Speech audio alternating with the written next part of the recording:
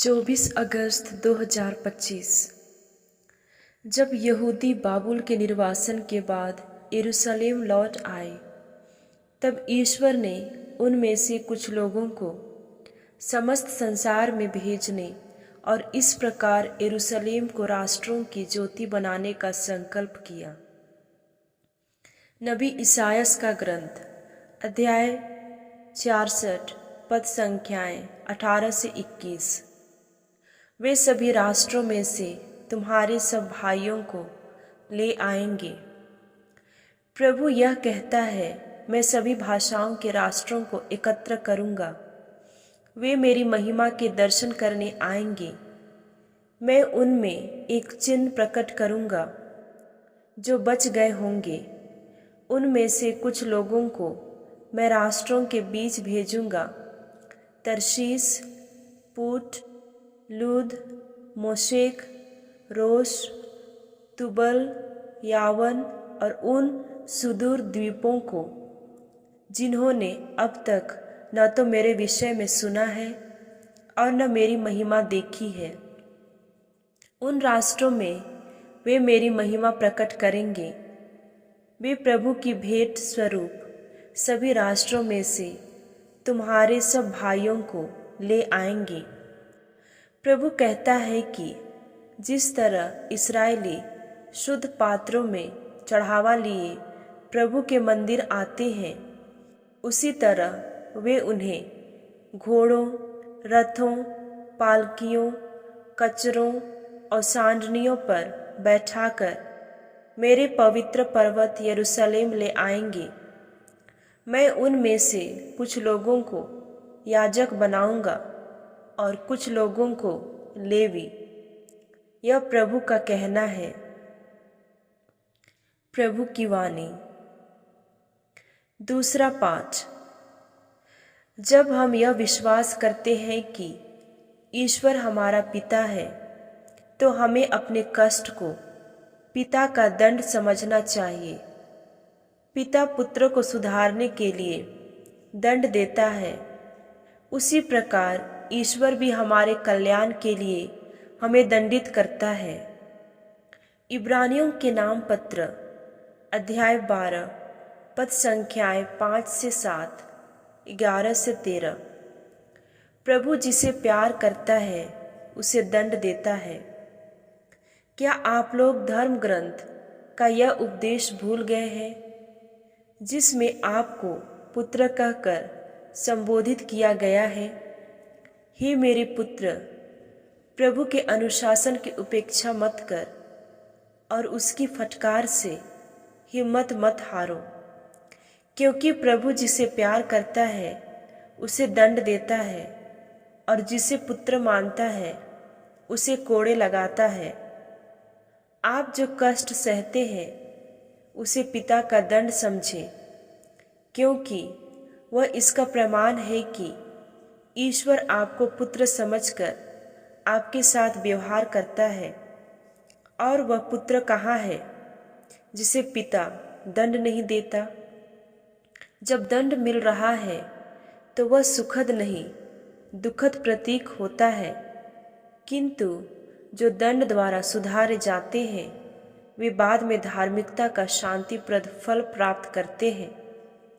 इसलिए ढीले हाथों तथा शिथिल घुटनों को सबल बना ले और सीधे पथ पर आगे बढ़ते जाएं, जिससे लंगड़ा न भटके बल्कि चंगा हो जाए। प्रभु की वाणी। सुसमाचार। लोग यीशु से यह जानना चाहते थे कि क्या थोड़े ही लोग मुक्ति पाते हैं। यीशु ने यह स्पष्ट कर दिया कि इस प्रकार के प्रश्नों से कोई लाभ नहीं।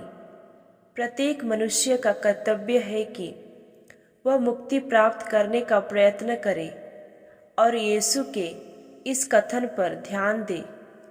सक्रिय द्वार से प्रवेश करने का पूरा प्रयत्न करो। संत लूकस के अनुसार पवित्र सुसमाचार अध्याय 13 पद संख्याएं 22 से 30। पूर्व तथा पश्चिम से और उत्तर तथा दक्षिण से लोग आएंगे और ईश्वर के राज्य में भोज में सम्मिलित होंगे। यीशु नगर नगर, गांव-गांव उपदेश देते हुए यरूशलेम की ओर आगे बढ़ते जा रहे थे। किसी ने उनसे पूछा, प्रभु, क्या थोड़े ही लोग मुक्ति पाते हैं? इस पर यीशु ने उनसे कहा, सकरे द्वार से प्रवेश करने का पूरा पूरा प्रयत्न करो, क्योंकि मैं तुमसे कहता हूँ, प्रयत्न करने पर भी बहुत से लोग प्रवेश नहीं कर पाएंगे।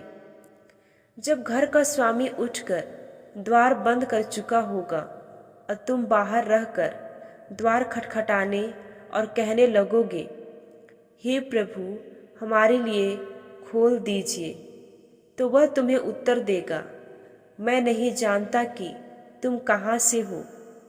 तब तुम कहने लगोगे, हमने आपके सामने खाया पिया और आपने हमारे बाजारों में उपदेश दिया। पर वह तुमसे कहेगा, मैं नहीं जानता कि तुम कहाँ के हो। रे कुकर्मियों, तुम सब मुझसे दूर हटो। जब तुम इब्राहिम, इसहाक, याकूब और सब नबियों को ईश्वर के राज्य में देखोगे, परंतु अपने को बहिष्कृत पाओगे, तो तुम रोओगे और दांत पीसते रहोगे। पूर्व तथा पश्चिम से और उत्तर तथा दक्षिण से लोग आएंगे और ईश्वर के राज्य में भोज में सम्मिलित होंगे। देखो, कुछ जो पिछले हैं अगले हो जाएंगे और कुछ जो अगले हैं पिछले हो जाएंगे। प्रभु का पवित्र सुसमाचार। मनन चिंतन। आज का पहला पाठ हमें दास्ता से लौटे इस्राएल के दर्शन कराता है। नबी के द्वारा प्रभु भविष्यवाणी करते हैं कि दुनिया के अलग अलग जगहों से आकर लोग प्रभु की आराधना करेंगे। भले ही ऐसा लग रहा हो जैसे याकूब का घराना बर्बाद हो गया है, मिट गया है, लेकिन प्रभु सब तरह के बंधन नष्ट कर सभी को बुलाएगा और उसकी प्रिय प्रजा बनने के लिए उनका स्वागत करेगा। उनमें कोई भेदभाव नहीं रहेगा।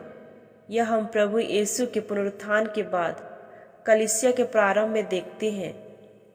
पहले ही दिन पेतरुस के भाषण के बाद लगभग 3000 लोग प्रभु के परिवार में शामिल हो गए थे और ये सभी लोग अलग अलग राष्ट्रों से आए थे, अलग अलग भाषा भाषी थे, अर्थात राष्ट्र, भाषा, रंग इत्यादि का भेद मिट गया। मनुष्य चाहे किसी भी राष्ट्र या भाषा का क्यों न हो, अगर वह दिल से प्रभु यीशु को अपना प्रभु मानता है तो उसे मुक्ति अवश्य मिलेगी। प्रभु का यह निमंत्रण आज ही उपलब्ध है। प्राचीन समय में इस्राएल ने जो गलती की थी और उसकी कीमत उन्हें चुकानी पड़ी थी, वही गलती प्रभु यीशु के समय के लोगों ने की थी और वही गलती कभी कभी हम भी करते हैं। हम प्रभु के शिष्य होने और ईश्वर के चुने हुए लोग होने पर गर्व करते हैं, लेकिन उसकी जिम्मेदारी को भूल जाते हैं। हमें आज प्रभु चेतावनी देते हैं कि हमें सिर्फ नाम मात्र के लिए बाहरी रूप से शिष्य होने का ढोंग नहीं करना है, बल्कि प्रभु के साथ गहराई से जुड़ना है। हम सिर्फ उसकी चुनी हुई प्रजा मात्र बल्कि उसके पुत्र पुत्रियां बन गए हैं, स्वर्ग राज्य के उत्तराधिकारी बन गए हैं। लेकिन अगर हम प्रभु को व्यक्तिगत रूप से नहीं अपनाएंगे तो वह भी अपने स्वर्ग राज्य में हमें नहीं पहचानेगा। फिर चाहे हम कितना भी उन्हें प्रभु प्रभु कहकर पुकारते रहें। आइए हम प्रभु के संतान के जैसे जीवन जिएं और आचरण करें।